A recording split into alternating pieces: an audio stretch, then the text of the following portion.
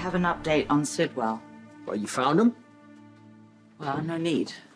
He's here in Port Charles, and he's planning to stay. Sorry to keep you waiting. I just had a meeting with Laura and Sidwell in her office. Well, does she know what he did to Lucky?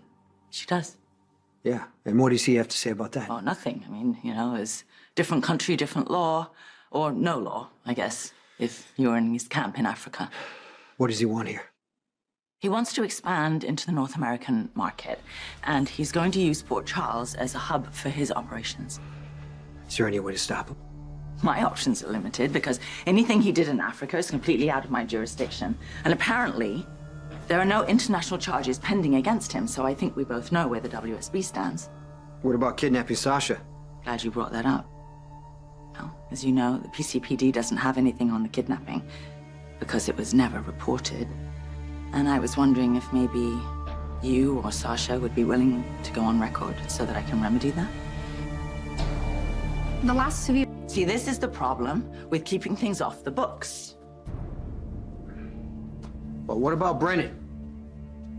Maybe he'd want to share some Oh, evidence. God, he's not going to do that. The evidence is classified. That's never going to be released to us. Okay, then why'd you call me? Because I want to be clear with you. You are not to go after Sidwell on your own. Lucky was away for... Well, have you checked the evidence from the warehouse fire against the evidence from Sonny's? Yeah, we're in the process. What do you mean in the Don't- process? Don't. Jason, I cannot comment on an ongoing We investigation. both know that Sidwell is responsible for the warehouse fire. Then all of a sudden he shows back up in Port Charles right when Sonny's penthouse burns. Why would Sidwell target Sonny? We don't know that he did. If he did, I can't stand by and do nothing.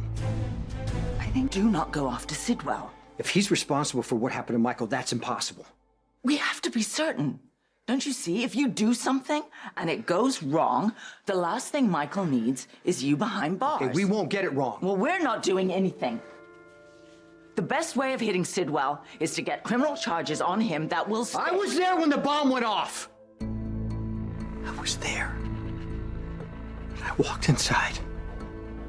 And I saw Michael on fire. He's like a son to me. I know. And you saved him. He's alive. That's not enough. I need to do something more for him now. She could have... I understand the compulsion to want to do something, anything, for Michael.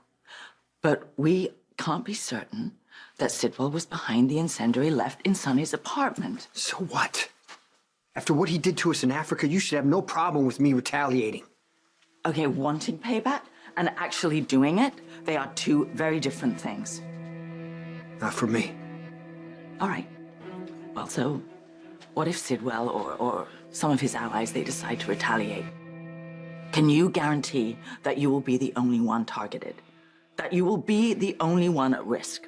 Or will an innocent be in the wrong place at the wrong time, like Michael was? The only way to stop what happened from happening again is just to break the cycle of violence. And you can do that by not retaliating. Could you just give me a chance to do my job? I'm thinking the best way